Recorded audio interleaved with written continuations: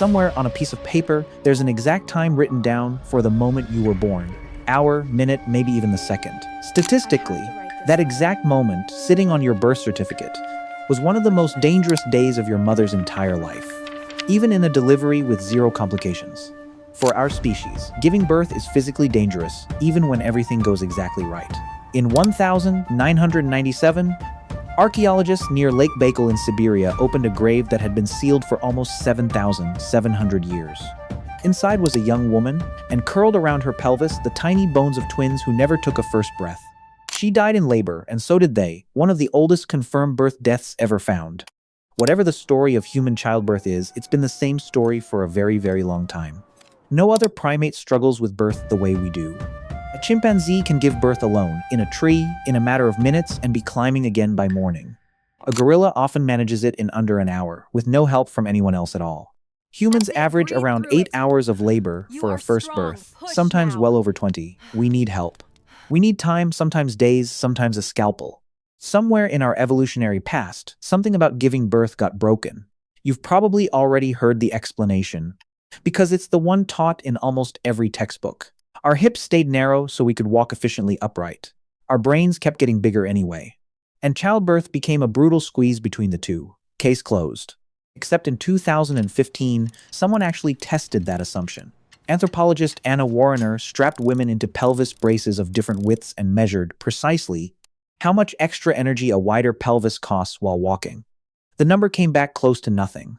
A wider pelvis barely changes how efficiently a human being walks at all, which means the textbook explanation has a hole in it.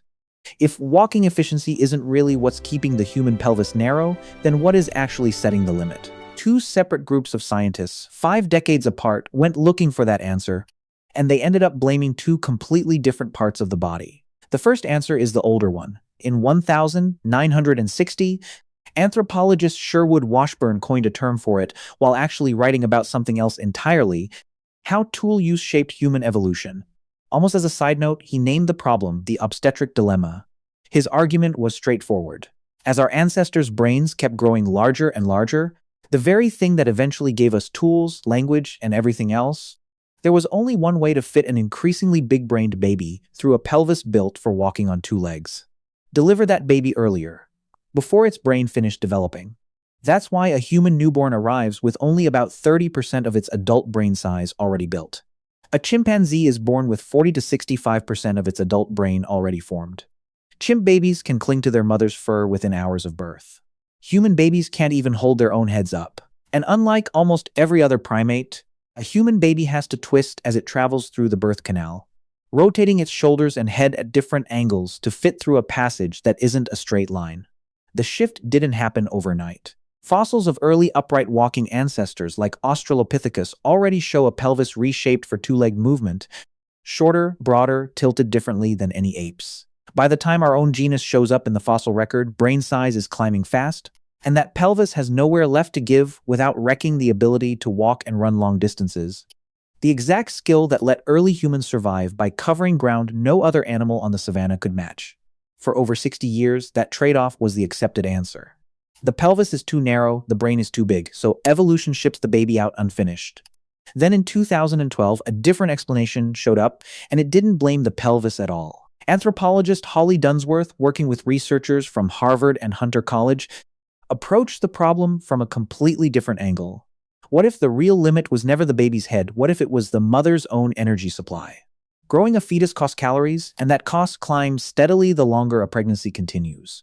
Dunsworth's team calculated that a pregnant woman's body can sustain roughly double her normal resting metabolic rate before she hits a wall. Push much past that ceiling, and her body simply cannot generate enough fuel to keep building a baby inside her. And the math gets brutal fast. A chimpanzee is crawling within a month of being born. To reach that same level of physical development, a human baby would need to stay inside the womb for close to 16 months. But by the researchers' own calculations, even 1 extra month of human pregnancy already pushes a mother's body past what her metabolism can sustain. To put that ceiling in perspective, sustaining roughly double your resting metabolic rate for months is physiologically comparable to running a marathon every single day without stopping.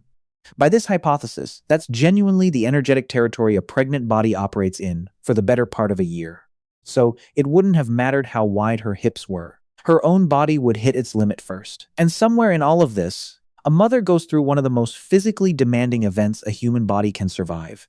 Pelvis stretched to its structural limit, metabolism pushed to its energetic ceiling, and years later, the thanks she gets is a toddler screaming bloody murder because somebody cut the sandwich into triangles instead of squares. Which means the premature birth idea doesn't quite hold up the way it sounds either. Human gestation length is actually about right for a mammal our size. We're not shipped out early at all. We just finish the brain-building phase outside the womb instead of inside it, because that's the only place left for the growing to happen once the mother's own fuel tank runs dry. So which is it, the hips or the metabolism? As of right now, nobody has fully settled it. New research is still coming out on both sides, more than 60 years after Washburn's first paper and more than a decade after Dunsworth's. In 2023, one research team found that Dunsworth's metabolic ceiling doesn't sit still across every population. In some groups, pregnant bodies were already pushing past that limit weeks before the due date and still carrying safely to term, which means even the mother runs out of fuel explanation might not be the whole story either. Two of the most basic questions you could ask about your own existence: why was I built this way? Why did my birth put my mother at risk? And the honest answer from science today is, we're still narrowing it down, but both camps agree on something stranger than either explanation alone. The species that went on to build cities, cure diseases, and map its own genome is still physically running right up against a hard biological ceiling, either in bone or in calories, every single time it reproduces. You are not a design flaw. You're proof the system worked, barely. Next time you see your birth certificate, look at that exact time again. Hour, minute, maybe second. That number isn't just a record of when you arrived.